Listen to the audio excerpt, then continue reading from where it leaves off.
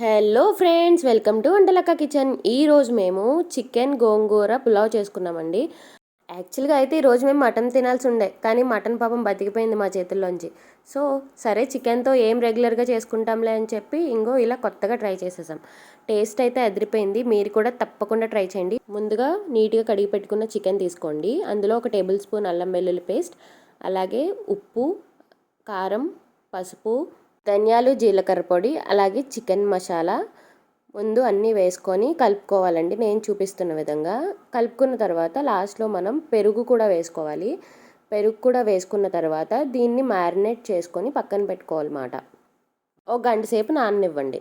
ఇలా మ్యారినేట్ చేసుకున్నాం కదా, మనం తీసుకునే రైస్ ఫస్ట్ నానబెట్టుకొని పక్కన పెట్టుకోండి. ఒక గంట సేపన్నా నానాలి. సో ఈలోపు ఇలా చిన్న కట్ట గోంగూర తీసుకొని చిన్న చిన్న ముక్కలుగా తీసుకొని ఒక 10 పచ్చిమిరకాయలు తీసుకొని మిక్సీ జార్లో వేసుకొని పేస్ట్ లాగా చేసుకోండి.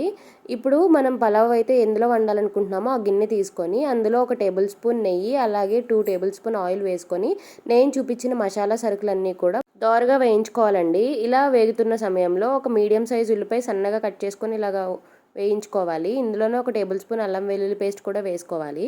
ఇప్పుడు మనం మిక్సీ జార్లో పక్కన పెట్టుకున్నాం కదా పేస్ట్, గోంగూర పేస్ట్ ఇందులో వేసుకొని అది ఆయిల్ సెపరేట్ అయిన తర్వాత మనం చికెన్ ముక్కల్ని కూడా వేసుకోవాలి.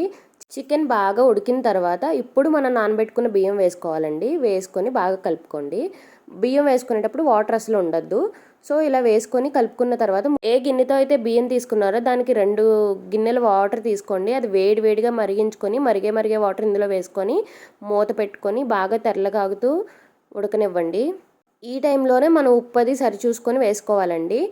ఇప్పుడు మూత పెట్టేసుకొని మంటని స్లోగా పెట్టుకొని లో ఫ్లేమ్లో మగ్గనివ్వండి. ఒక 20 మినిట్స్కి గోంగూర చికెన్ పులావ్ రెడీ అయిపోయింది. టేస్ట్ చాలా బాగా వచ్చిందండి. స్మెల్కి అసలు చాలా బాగా నోరూరిపోయింది.